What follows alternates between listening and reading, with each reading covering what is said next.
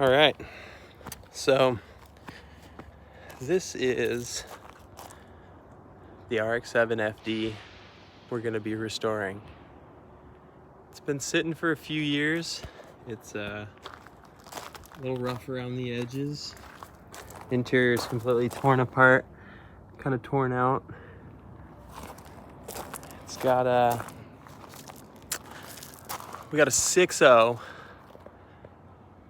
motor in it with pretty basic stuff done. We got like a set of long tube headers on it, basic cooled air intake kind of setup.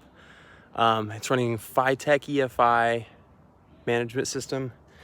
I don't know what else to tell you out here. It's got some wide body with some pretty ridiculously big wheels. I mean, these things are, I think 13.5 wide in the rear, and I think 11.5 up front. Those obviously aren't the fronts.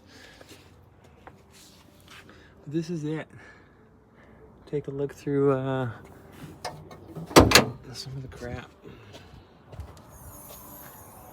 Got the headers and some more parts back here in the trunk. A bunch of other stuff.